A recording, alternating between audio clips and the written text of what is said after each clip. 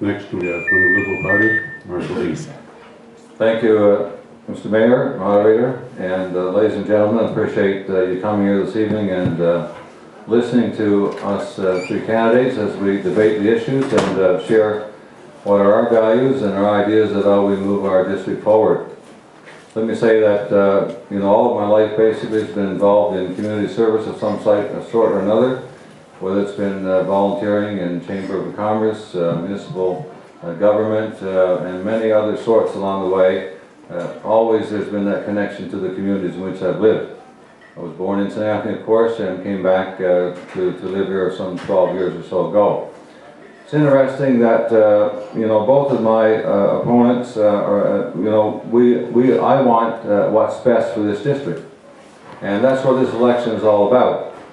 And there's a myth out there that believes that in order to have what's best, we have to sit at the table of the government. And I certainly would beg to differ with that, because for 6 years we sat at the table of government. I would say at the inner table. And certainly in those years, we certainly can see where it didn't serve us all that well. And I've watched this district as I've grown in this district, as I've worked in this district over those years, and as I've tried to be a part of developing a business and so on in this district.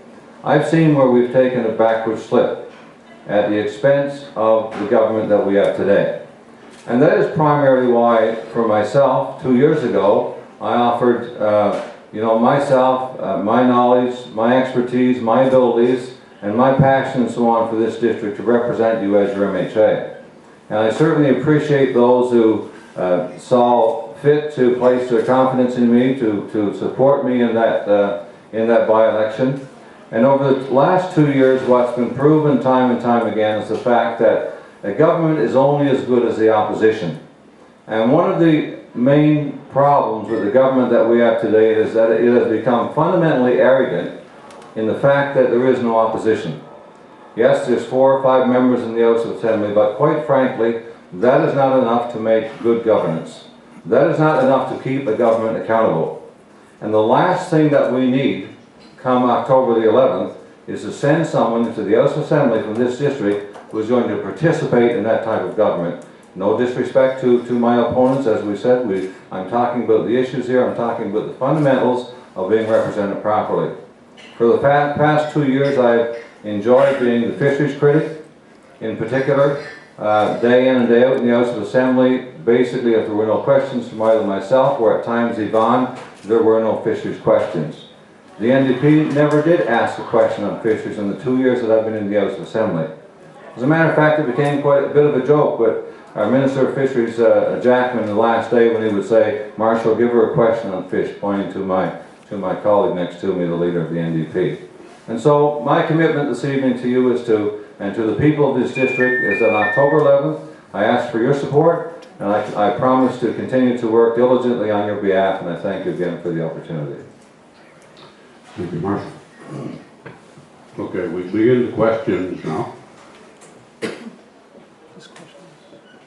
And this question goes to Marshall. And the question is, what will be your approach to resolving the fisheries problems that plague our district? Thank you. Let me say first of all that of all of the portfolios and resources that we have as a province, the fisheries industry or portfolio has probably been the most neglected by our present government. And we can see that in no greater detail than we see it in our district.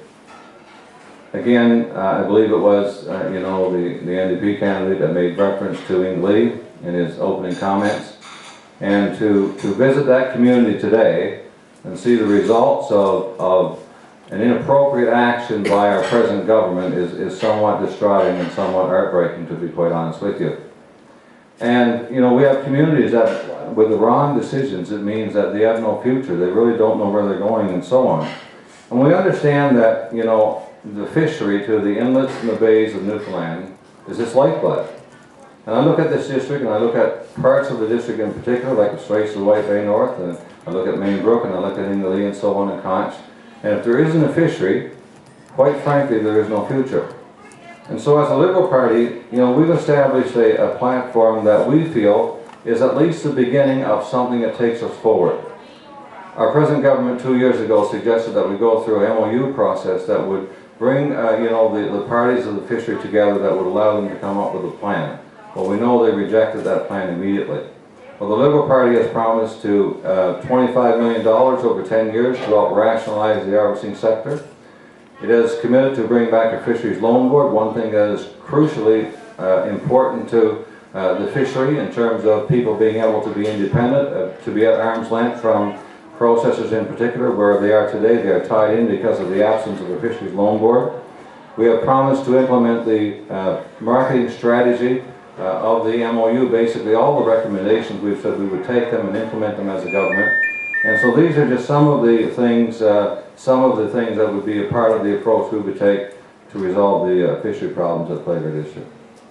Thank you, Marshall. Christopher now responds. You have 1 minute to respond, Christopher. Well, Mr. Dean, you said that our NDP leader didn't ask any questions about the fishery in the House, but she certainly brought up the Marystown fish plant issue that has affected quite a number of people. In terms of the NDP, with her specific district issues relating to the fishery, and NDP MHA would work to ensure that the people get maximum benefit from the resources that are currently on our coastline. And it's our party, the NDP, if government was formed over the next 4 years, we would resurrect and expand the 2011 MOU and look at parts of that. Agree to cost share fleet rationalization for those fleets that are looking to downsize. We would expand marine ecosystem research, establish a seafood marketing council to conduct market research, launch marketing campaigns, and we would work with federal New Democrats toward the judicial inquiry on the future of the Newfoundland and Labrador fishery. Thank you, Christopher. Sam. Thank you very much. Fishery is a very complex issue. We've had arguments about the fishery for years. Everybody's going to fix the fishery. Nobody's done it yet. Marshall, you guys were in power in the 90s. I wasn't. The Liberals were in power in the 90s, and you're part of that party now. You guys didn't do anything to fix the fishery. Our party has tried in the past few years to do some things in this area with the fishery. St. Anthony Seafoods, we have a good plant here in St. Anthony. We got the crab license here back in 2005. We have a number of people working in that plant now, and we're very committed to keeping that regional plant in operation. And also, Sabri is an important part of this.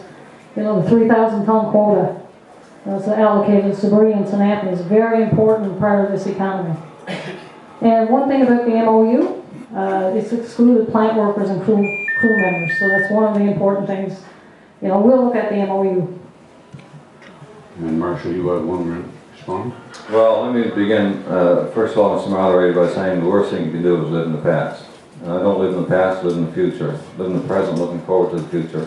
I take no responsibility at all for what Liberal governments did back in the 1990s or 80s, any more than I would expect my opponent to take responsibility for what Peckford did in his day. She wasn't around. I don't think she should be a part of it. But, the province, as a province, we're fortunate indeed to, be endowed with a rich renewable resource that's very important to us. We know that, oil production has been what this government's been all about. They inherited it was like someone leaving you a lottery or leaving you a great legacy after someone passed on.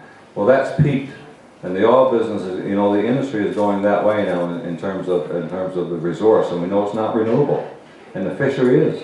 And we've given this government 8 years to do something with it, and it's done nothing other than produce report after report after report.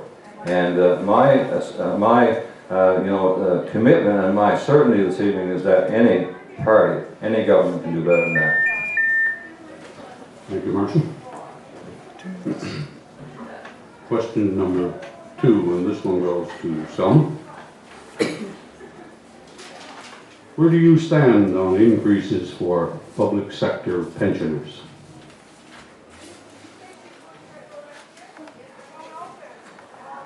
With the public service sector pensioners, I sort of hear where the pensioners are coming from. I'm a public service worker myself. While there are thousands of public service workers, pensioners, there are many thousands more that don't, get benefits of the public service pension. So, with our government, we want to improve the life of all the seniors in the province.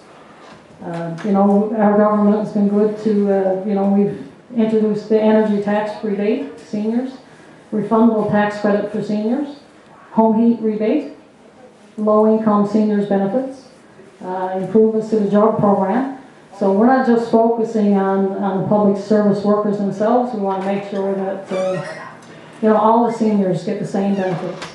And if I know the government has looked at this program, and if pensioners feel there's additional information the government needs to consider, well, maybe they should bring it forward.